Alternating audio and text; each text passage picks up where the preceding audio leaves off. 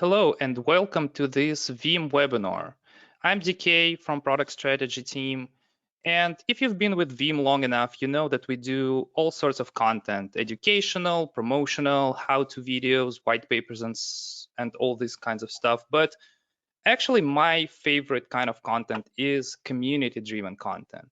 And today is just the case of that. We invited two industry experts to talk about ransomware recovery. These guys have hands-on experience fighting real ransomware cases.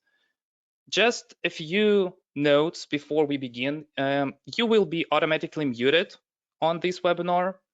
If you have any questions, feel free to post them in the Q&A panel. We will have live moderators to answer those. And this webinar is recorded, so you will get the link to this recording afterwards. So without further ado, why don't you guys take a couple of minutes to introduce yourselves and take the floor? Great, thanks a lot, DK. For those that are attending, welcome. My name is John O'Neill, Sr. I am the Chief Technology Officer, Chief Information and Security Officer for a manufacturer, molded fiberglass companies. I am a Reconnect MVP and have been in the IT field for 30 plus years now. You'll notice in my profile picture that my hair is thinning, and I won't say whether or not that's related to that 30 years in IT, but it certainly could be. And joining me here today is my good friend and partner in remediating ransomware events and preventing them from impacting our organization and other organizations, Dave Kawula. Dave is a multi-year Veeam Vanguard as well as Microsoft MVP. He's the principal consultant for Tricon Elite Consulting, has written a number of books and is the lead on the MVP Days publishing program. So Dave is very passionate about giving back to the community as I am, and that's our whole motivation for doing these things. So we're glad that you could join us. And with that, I'm going to turn it over to Dave. Wow, what a fantastic introduction. Thank you, John. Yeah, it's pretty exciting because we've actually just released a brand new book that's available up on Amazon today. This is actually just released recently here. And so cybersecurity defense with Microsoft Defender, very cool. It's a nice add-on. I didn't put it in the slides, but I had to give ourselves a shameless plug because when you write a book, it's a lot of work that goes into it. And we do it for the community the same way that we do these sessions. Now, this particular session is it's really, really interesting to me, John, because of the fact that 2020 and 2021 were years like no other that we've seen from a cyber defense perspective. We saw the increase in ransomware attacks going up almost 100-fold.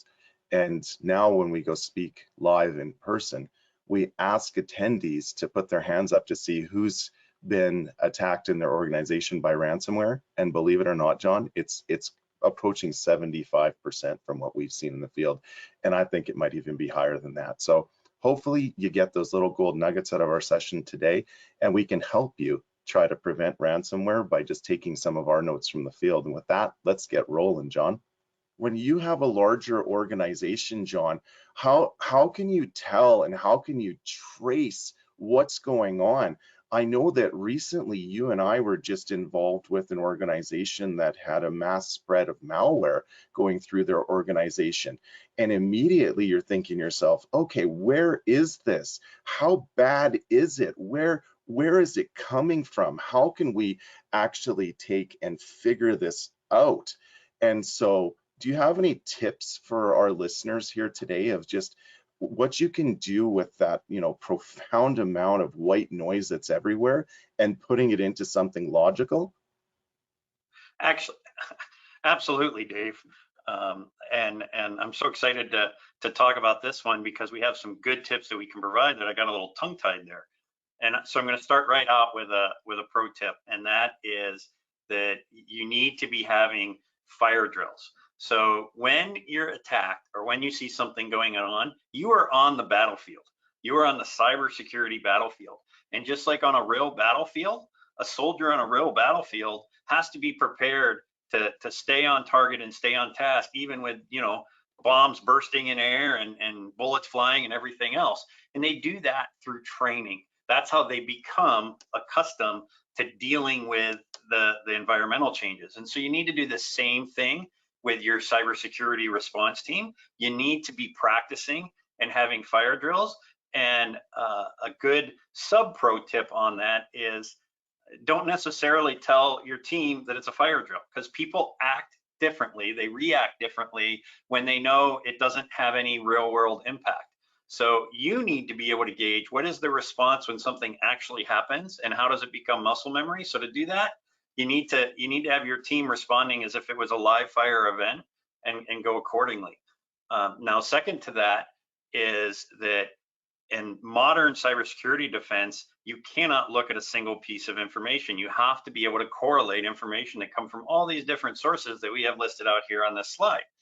And one great way to do that is use products that are designed to correlate things, such as the Microsoft 365 Defender, or the Azure Cloud Defender products, those kind of things. They take individual alerts or pieces of information and they put them together into an analysis that kind of shows a timeline and a breach effect and that sort of thing. If you're not using Azure Sentinel today, start using it immediately, because it's another way to refine all that data, all that information that's coming in, to something that you can interpret quickly and therefore react quickly. If it takes you minutes and hours to just simply sift through your data, odds are your attacker has you beat before you've even done your first reaction. Well, and I think it comes down to very simple questions that you have to ask yourself that when you're under attack. For example, John, this is a scenario that I know you and I just had to go through over the past week. There is an alert that gets tripped that says an unusual amount of sign-ons are happening on a particular endpoint coming from this IP address and or a range of IP addresses. Now, the question that you have to ask yourself is, where else is that happening? And I need to find out right now. So the threat hunting engine that was inside of Microsoft Defender Advanced Threat Protection and the Microsoft Defender Cloud allowed us to go through and quickly see that that was the only isolated endpoint that was at risk. And we were actually able to find out in that particular scenario that there were some misconfigurations on the home network that were causing an insecure situation. And so it's not as simple as just having a log, having an alert. You've got to be able to instantly deep dive when this happens so that you can do the collection, detection, investigation, and then respond with appropriate actions. So, all right, next one here. What an interesting segue here, John, for our advanced persistent threat protection. And so what is the difference, John, between ATP and when we look at something like just traditional antivirus? Like, what's the difference? Why should we invest in, you know, some advanced threat protection technology? Well, thanks, Dave. So advanced threat protection, as opposed to standard anti-malware or antivirus type technologies, are really leveraging all the stuff that we've used in the past, like, you know, of course, signature-based definitions, and also the, sorry, I lost my train of thought there. So the signature-based definitions, as well as the, you know, heuristic analysis and that kind of thing, but it takes it to that next level using those technologies we talked about earlier, where it's correlating between events that it's not only seeing elsewhere on your network, but on other networks around the world and that kind of thing. It's putting them together so that you can make faster, more immediate decisions. And Dave, you know, you've heard me talk about the OODA loop before, right? The observe, orient, decide, and act decision cycle. And when we can do that faster than the attacker, we almost always win. But if the attacker can do it faster than us, they don't. And that's what ATP gives us, is that ability to look and decide what's happening and then move forward faster. Awesome, awesome, John. And I have a huge announcement from Microsoft as of their Ignite conference here that just recently happened. where they actually have changed their licensing model. And so the new licensing model that's part of the Defender suite of products, you can now license Defender components individually. They've got a couple plans as well. It also comes now with the business premium SKU. You don't need a full E5 load to do this. And what's happened is that Microsoft has really realized that, you know, the ATP protection that's provided needs to be available for more than just large enterprise customers. So if you're a smaller customer up to what they call the SMB 500 space, maybe that business premium SKU from Microsoft is a good one, and you're going to get licensed with that. And if you do want to license, and we highly recommend putting ATP on your servers as well, I never like to actually list a price, but it's actually right up on the website right now from Azure. List price is around $15 a month per server, and you don't want to be caught in a situation where you don't have all of those benefits of being able to instantly hut and have something like ATP shut things down for you. If you haven't seen it before, just go to security.microsoft.com, and it will take you to the portal. Once it's activated, it's very easy to set up from there. And our new book, Managing Cyber Defense with Microsoft Cloud Defender Solutions, will walk you through that in a lab guide if you're interested. All right, the next really important one here is inline vulnerability scanning.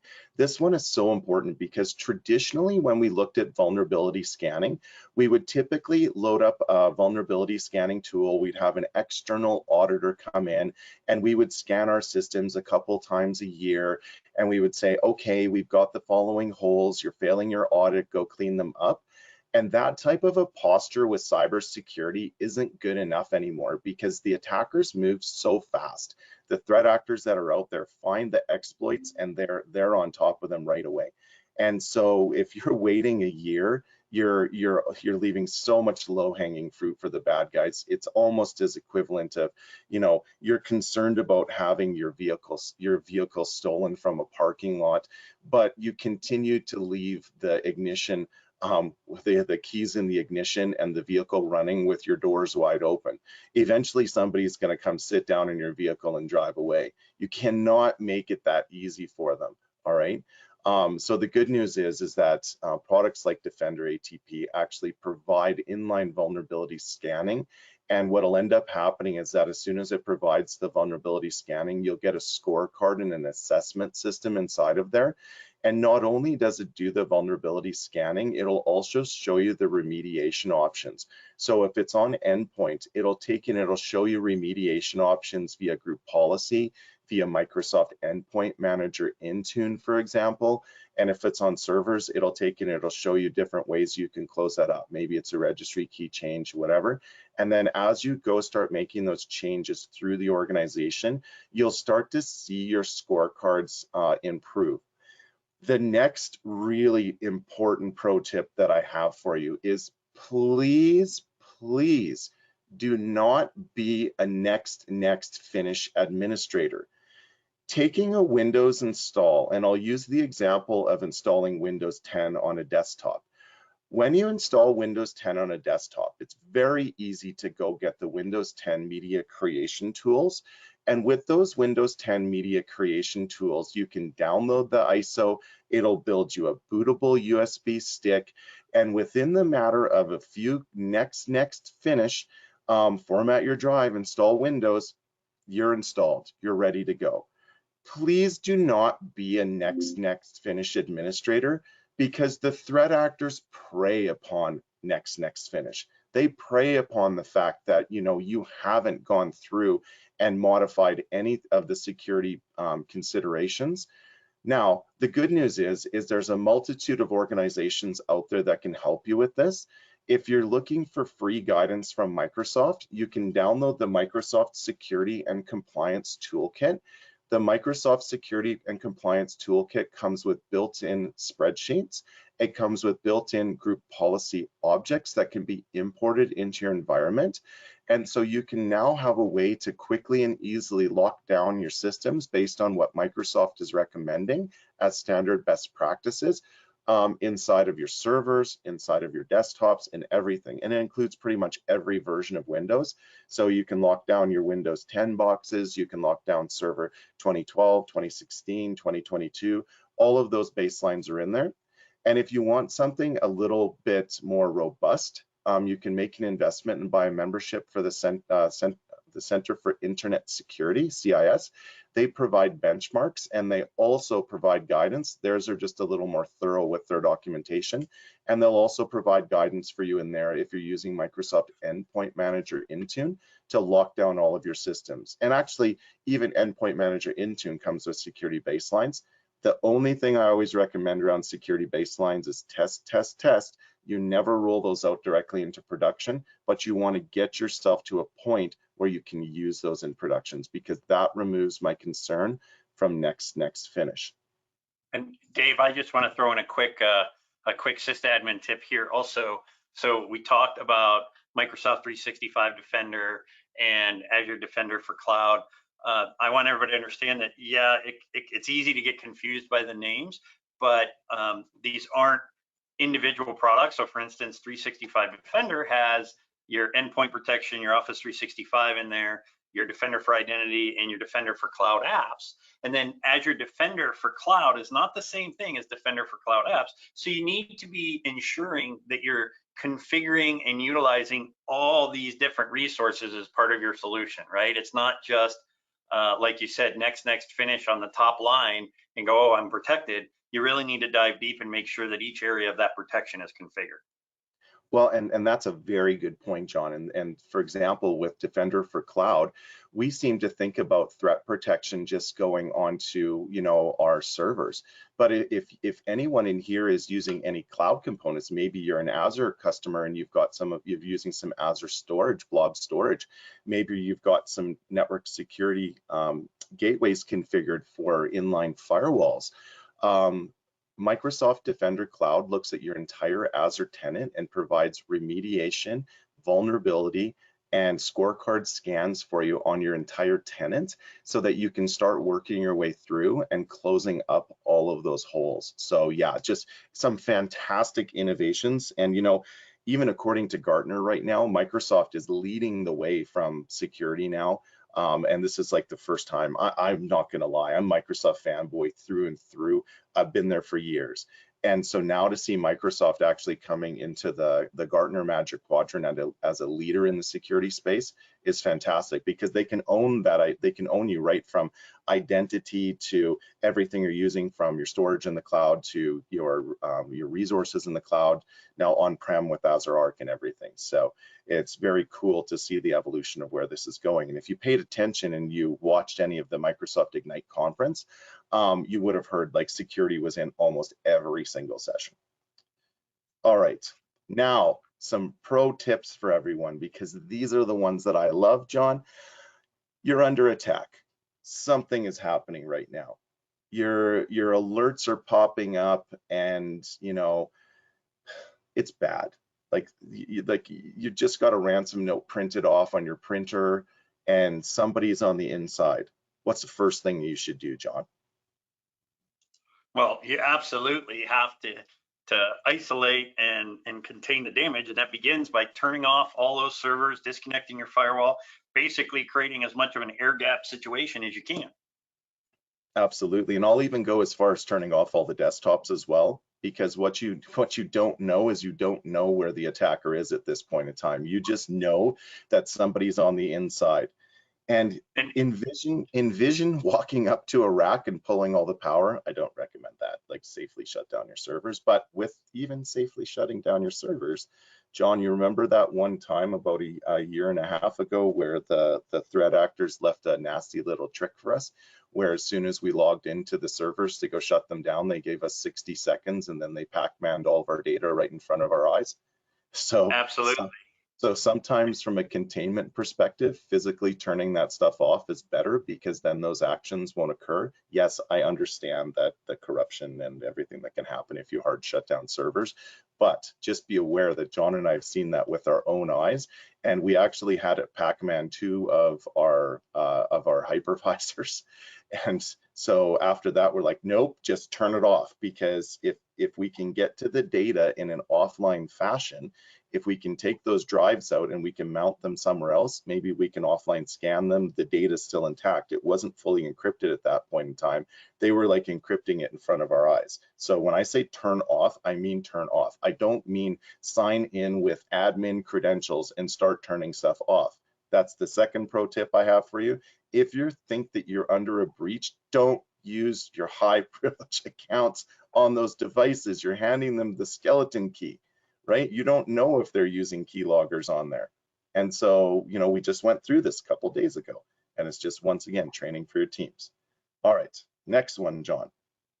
The next thing you have to do if you have a breach, this is not so much of a fun phone call, but they're inside of your cyber insurance policy. I think it's right smack dab in the middle of most of those policies, isn't it, John? Where it says, in the event that you have a breach, call these numbers, email this, call the hotline. It's like the Batman reference here. It's like the bat phone where you have to call into them. And so the reason that you have to call in is because if you wait, you could actually be in violation of your cyber insurance policy. So if you want a chance of them helping you to get through this, you have to make that call right away the moment you have a breach. It's actually part of your policy. And then how about the phone calls to the executives, John? Like, is there something that we should do? Like when we're under a full-scale ransomware attack, I know we're in a work from anywhere landscape right now, but individuals are starting to come back to the office in certain geographies around the world. What should we do? Like, what are the next steps? Who should we call? Well, and there's a couple points to make here. And one is that, you know, most organizations, IT is a support organization. The company doesn't make money from IT. IT is there to assist the company or the organization make money or provide services in a different way. So if you're not for profit, if you're education, right, your deliverable is the ability to teach students. Well, if you're compromised, you can't teach students. So IT is there to help assist with that. So one of the things that we need to understand and do is that when we have an event like this, we must call the executive team and notify them that there is a potential serious impact to our ability to deliver our products and services to our customers, to our stakeholders, whether that be, excuse me, whether that be commercial customers, whether that be students, whether that be patients, whatever it is, you're unable to deliver that, and the business leaders or the organizational leaders have to know that, and they need to know that as soon as possible so that they can implement things like business continuity plans, right? A business continuity plan isn't about anything really that IT does. It's about how the business exists, why IT does their work to recover from the disaster. So that's important. You need to be notifying those business leaders. And you should have this all laid out in a security response plan. So that's a pro tip for you here to take away is right now, before an event occurs, create a security response plan where one, you document that number you need to call for your cyber insurance reporting, right? Where you document the names and numbers of the executives that you need to notify or the business leaders you need to notify when an event occurs, right? Where you document what role IT has in determining, you know, when staff are sent home or what they are, because not every organization can easily send people home and then recall them if the event is mitigated. So that has to be decided in coordination with the organization, because that can get very expensive very quickly.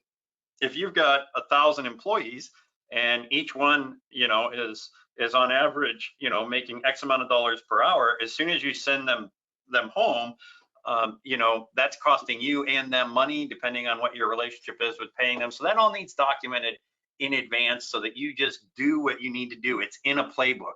You don't have to think about it. You can just implement and act. And the other thing that I want to mention here that I think, and this kind of dovetails back to what you were saying on the previous slide, is that you know, I often get asked, well, what if we overreact? Well, I want you to consider the risk. The risk if you overreact is that you disrupt your organization for a matter of minutes, maybe an hour. The risk if you don't react appropriately is you end up locked out and ransomed and could be down for weeks or months, right? And have to do all these things like call cyber insurance and everything else. So yeah, there's a risk to, hey, I'm going to isolate all these machines. I'm going to turn off my servers. I'm going to disconnect my firewall. But that risk compared to the risk you take if you don't do it and it is a real event, is they're not even on the same playing field. Yeah, absolutely, John. And the other thing that's really important with this that we've learned over time, please, pro tip from Dave and John here, please print your security response plan, because if you can't get into SharePoint, if you can't get into your email, if you can't get into your file servers, it's not going to do you much good. That's one of those things that you have printed on paper and you distribute that through the key team members, and it's like your red book, it's your go-to. And the second thing is as you're modeling this and going through these, what we'll call fire drills to practice, call the on-call phone numbers after hours, see who answers. Because at the end of the day, that's your on-call team. And so, you know, everything could be melting in the data center with the cyber incident. And if nobody's going to answer, well, we've got some remediation actions to do inside of the team there. All right, next one, John. You're infected and the cyber insurance organization has come in. They've got a team of cybersecurity professionals helping you now.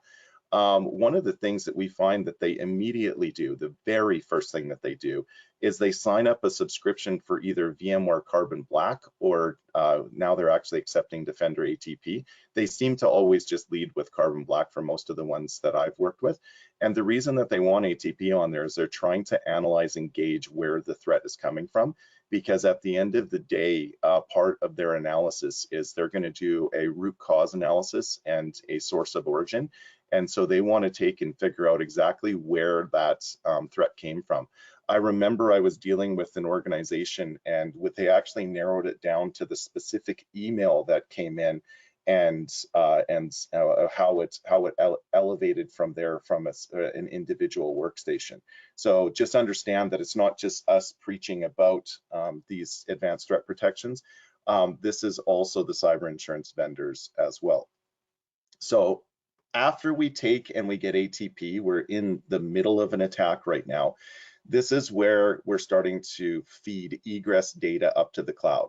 And that is so important for us because now what we need to do is we need to find out if there's dormant C2 command and control instances like Cobalt Strike still persistent, because what can end up happening is throughout the course of the attack, you've got a choice as an organization whether you choose to pay or not.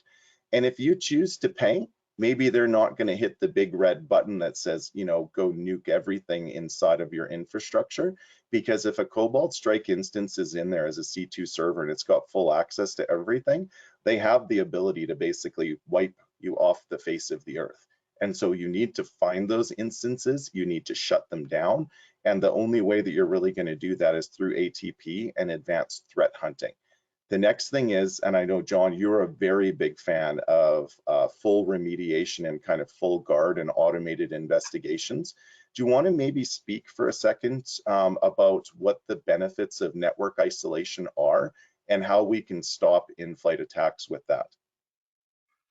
Absolutely, Dave. So when we talk about isolation, particularly endpoint isolation, what we're doing is we're using a software command that's built into the endpoint protection platform. So we'll talk about Defender, for instance, that is sent down to the machine that basically isolates its network communication from that endpoint to anything other than the Azure-based security center, so the Microsoft Security Center. So you're able to communicate with this thing and initiate automated investigation packages, to initiate full virus scans and that sort of thing. But the system isn't able to contact or be open for remote shells, for instance, from an attacker or that C2C that you talked about or that kind of thing. All that gets shut down. So the isolation really does help protect. Now, one thing to know is it is a software-borne isolation. So understand that, you know, there's always the potential that malware finds a way to work around that and go below it. You aren't actually truly air gapping this thing or unplugging its network line or that kind of thing. But it's certainly better than leaving it wide open to continue talking to whatever it's talking with and that sort of thing. Automated investigation. So let's dive a little deeper into that. These are so valuable because what happens when you send this command to the endpoint is it will begin collecting not just the results of virus scans, but all sorts of additional information from that endpoint that show how things were being accessed over the recent period of time or over a period of time, you know, login information, access information, all this kind of stuff that is then put together in one package that you can use in your analysis, and even better, that you can use when you engage threat experts. Like, for instance, Microsoft has a great functionality built into 365 Defender and Defender for Cloud, and that is the ability to engage Microsoft threat experts in real time and provide them this information and get that expert level, high level support as you need it, not days and weeks afterwards. Yeah, absolutely, John. And so one of the other things I really like about that automated investigations is showing the spread across devices. It will actually show you what this particular device that's impacted and where it has reached out to. Every single device that this thing has potentially tried to spread to, and it basically gives you a list, and you can go start chasing down and continuing to isolate, because the more that you isolate these things, that you're going to slow down the impact. I'm not going to say you're going to stop it dead in its tracks, but you're definitely going to slow down the spread, right? And so eventually you're going to get to the point where you've got things under control, and now you can move into full remediation. Maybe you're going to wipe, reload those desktops. You have choices to make at that point in time. So the next thing, backups. Boy, oh boy, you know, I'm a threat actor today. What's the very first thing that I want to go after? You know, I see all of the press for, you know, Veeam out there. You know, it's just done right. It's just easy. You know, I know myself personally, I trust Veeam for my restores. It saved my bacon a number of times in a lot of situations. The replication engine's great. The backups engine's great. It's very reliable. So one of the things that the backup, or the threat actors are going to go after is they're going to go after your backup targets. We've seen them take NAS devices and reset them to factory for us. That was so nice. You go to log into your NAS where you've got a bunch of archive storage where you think, oh, I got my historical stored on a NAS somewhere. We're fine. Yeah, you're fine. You log in, it's like, please enter the new default password for this device. That was fantastic. The factory reset, I thought, was a nice touch. And so one of the big things here is that you have to understand that your backups are just as much production as production is, okay? And so you have to guard these, you have to protect these, because this could quite literally be your last line of defense in order to take and to be able to recover. And so when we take a look at this, one of the things that John and I always recommend is that you move your hypervisors and you move your backup infrastructure out to what's called a guarded fabric. A guarded fabric, in simple terms, is basically a separate, isolated Active Directory domain and forest, a separate set of credentials, so that even if the bad guys get domain admins and you're not maybe following zero trust, but they have everything, a full admin level attack, they're not going to get your hypervisors, they're not going to get your backups, they're not going to get your replicas. This is one thing that will really save you, okay? So if you have a flat domain space right now, you've followed the utopia that, you know, we've all tried to get to, which is consolidating down to a single domain after the past 20 years. And so now you have a single domain and you've got organizational units in there and you're controlling all your security that way. Don't do that in regards to backups anymore. Move those out to a separate force and domain, because we've seen too many admin level breaches that they just wipe out all of those backup targets. All right. The next one, this one's going to be for you actually, John, because it actually depends on what geographies you're in, right? And with us presenting all over the world, we won't really be so much geography specific, but it is important to talk about what paying a threat actor actually means. And so now you're in a situation, John, where the bad guys have gotten your backup targets. They have gotten all your desktops. They've gotten all of your cloud repositories. You didn't have immutable storage. They've got you. Now, what do you do? Well, and so there's there's a lot of variables that go into this, Dave, of course, as you know, but there are some strategies and some tactics we can take to help speed up the process, eliminate some of the stress, and move forward.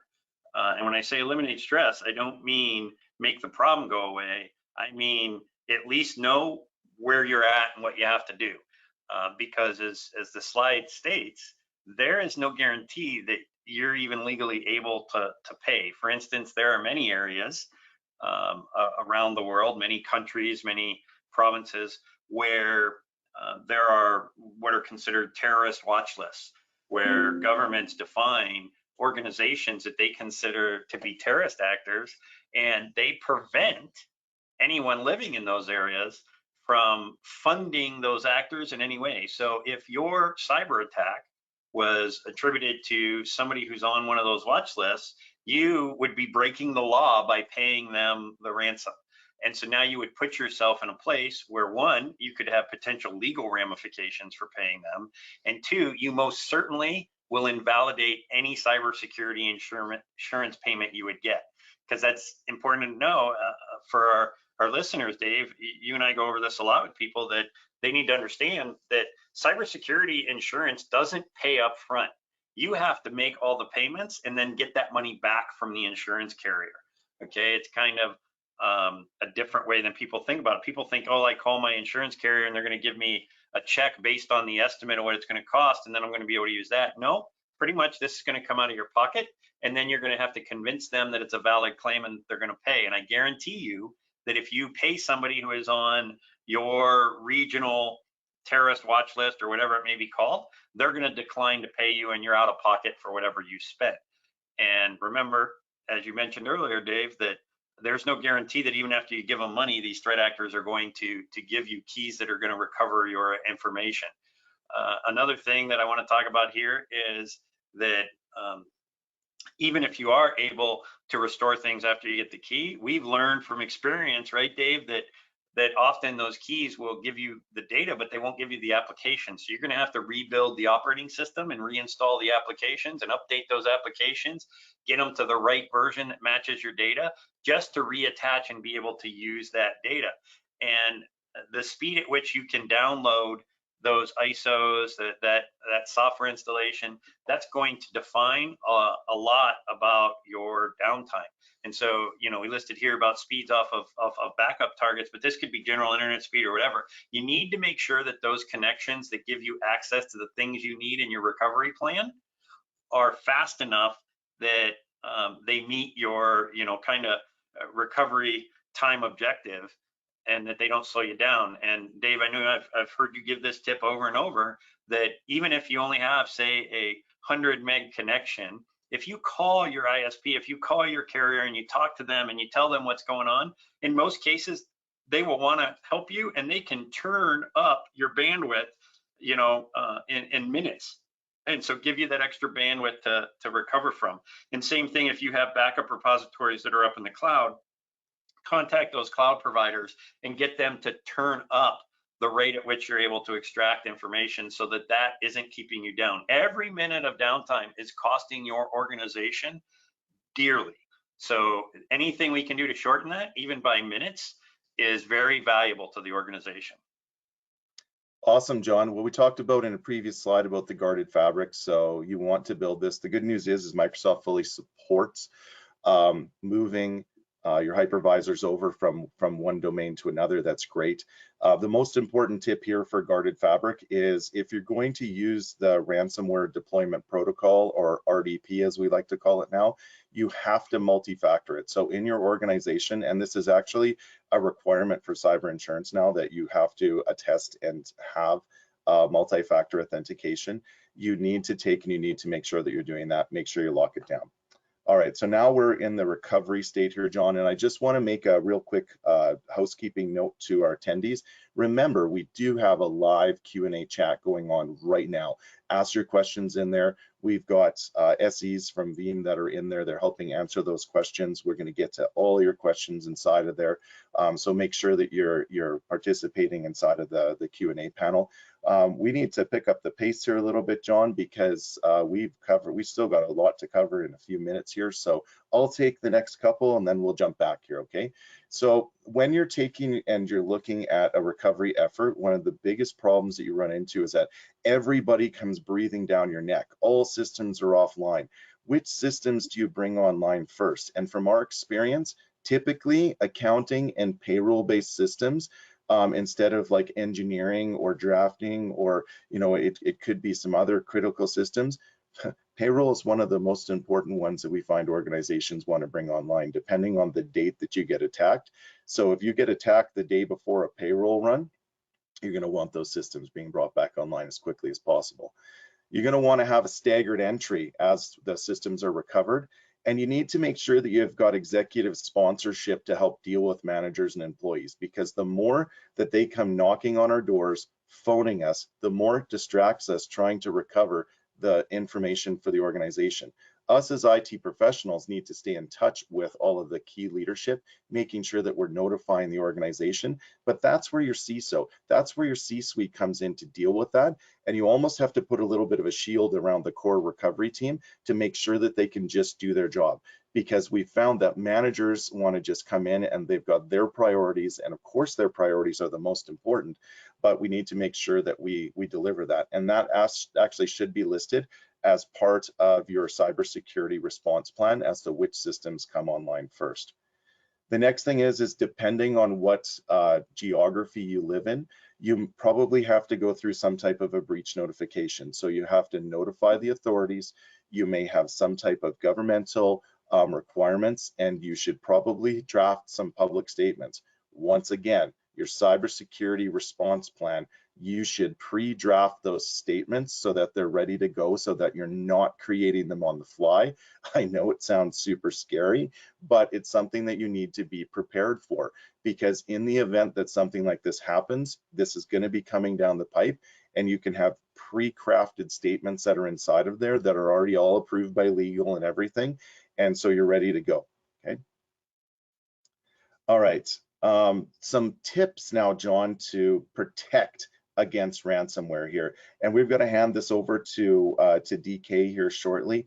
We may go a little bit over time, but I want to be very respectful of everyone's time here. So John, if you can just maybe spend a minute here and just pick 2 top tips off of this slide here. Which ones would you pick for organizations to help them protect against ransomware? Well, Dave, so the 2 I'm going to focus on, and you can go for the other, but as a CISO, these are critical for me. And that is, first off, you need to be operating under the zero trust model. So look at the NIST 800 series documents that cover this. They'll give you good guidance. But when it boils down to, you act as if you assume breach, right? You have no network perimeter. You have to protect assets where they exist, and you have to respond to threats where they happen.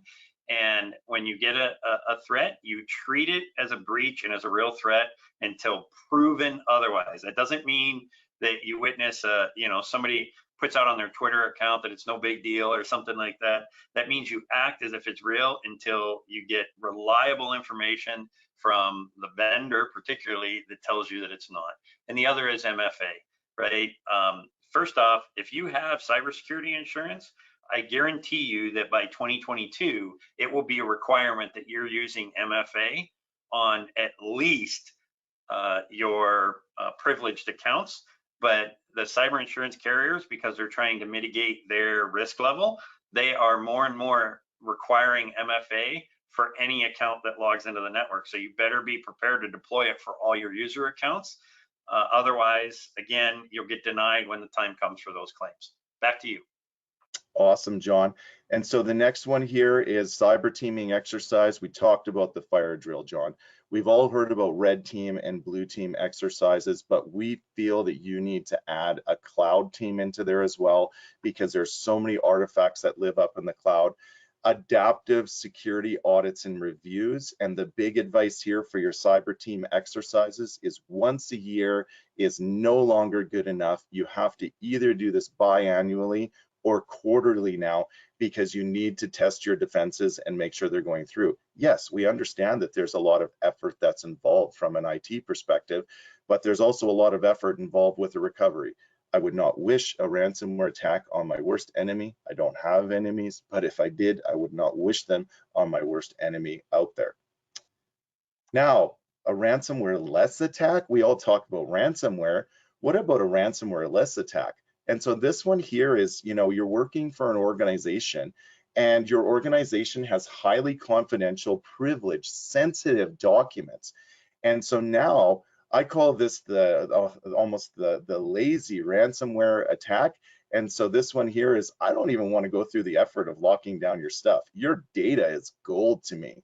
I get your confidential documents, your drawings, your deepest, darkest secrets that are stored in your servers, and I'm going to exfiltrate those, and I'm going to take and store those up on my servers somewhere in the dark web, and I send you a ransom note that says basically pay or I release your data.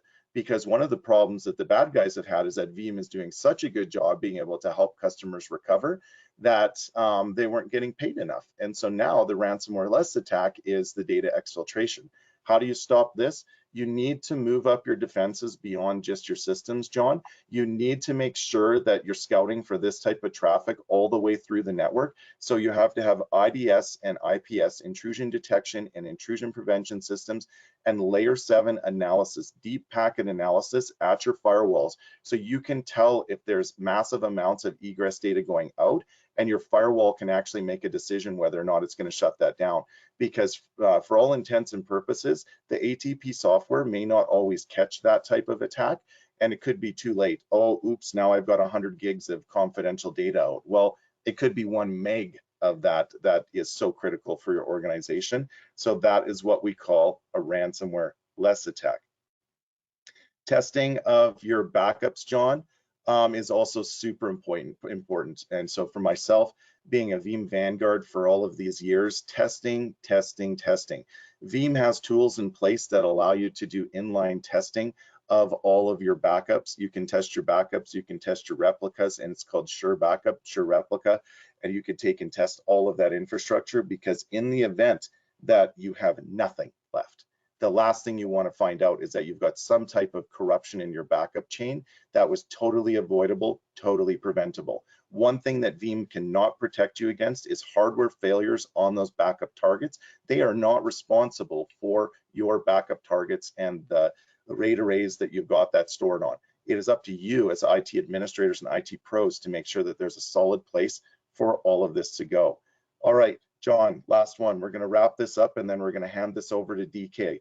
So John, what are some tips post-mortem for the team as they head into 2022 to try to prevent ransomware? I'm going to focus on one, Dave, and then I'm going to turn the others over to you, and that is training. Okay, as I mentioned early on in this webinar, you need to be doing fire drills, live fire training exercises, that sort of thing with your team so that you can assess and adapt and be prepared for when something happens, but also go out and take advantage of the certifications that are out there. Particularly one of my newest favorites, as you know, Dave, is the Microsoft Security Operations Analyst training. That content was just updated November 29th, so just a couple days ago, and I recommend that training for everyone from the CISO down to the entry-level technicians on your help desk, because everybody will be involved in a security response. So having them trained, the better trained they are, the better they'll react. Awesome. All right, DK, and with that, we're going to hand it over to you. Thank you to all of our attendees that have joined us here. It's been our distinct pleasure. And so DK, the floor is yours. Awesome. Thanks, Dave. Thanks, John. It was really great. I actually learned a few things myself here. So getting back to what Veeam can offer to fight ransomware for you, if you've been with Veeam for a few years now, you've seen this 3-to-1 rule that we always propose. That means 3 copies of your data on 2 different media with at least one of those copies offsite. It was actually updated with this 1 and 0 in the end, which also means 1 immutable copy and 0 errors during restores. And let me elaborate on this a little. So we have a few different features that will help you fight ransomware in the areas that Dave mentioned before. And some of them are actually measuring how long it's going to take for you to restore your backup. So we have a feature called Data Labs that includes Sure Backup and Sure Replica, where you can create a sandbox and test your backups and see how they're restoring, set up an order and see how long it takes, run different tests, and so on. We also have a separate product that's not mentioned here, Veeam One, that is a reporting tool that has a lot of useful alarms in it. It's actually part of the Veeam availability suite. And it has a few ransomware related alarms. For example, your backups are growing to the rate that is unusual, or maybe there is something else suspicious going on with your backups. Maybe your virtual machines are acting weird, all these sorts of stuff. But actually what I want to focus here in these first couple of minutes is actually the word immutability that you guys mentioned a few times. So immutable backup is very essential. So if there's one thing I want you to take out of this webinar is actually having immutable backups. And this little complicated chart here will show you how you can do that with Veeam. So we have a feature called Scale Out Backup Repository, which is pretty much a global namespace for all the backup storage. You combine it and you set up a policy that my newest and freshest backup will go to the performance tier. And then once those backups age, they will move to the capacity tier that may be object storage in the cloud or S3 compatible. And then if you need to keep these copies of the data for maybe compliance reasons for years and years, you can move them to the archive tier. So if you look on the left to the performance tier square, you see the orange square there that says hardened repository. That's our newest feature. It's actually free, you don't have to pay for it. And it's very easy to set up. It's basically a repository on Linux that is immutable. So you put your backup data on it and it's locked up.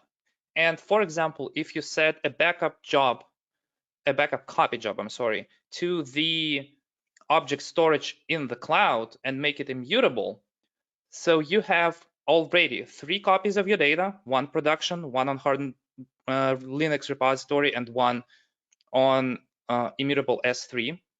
You have backups on 2 different media, one on hardened repository, one in object storage, and actually you have one offline and 2 of them are immutable.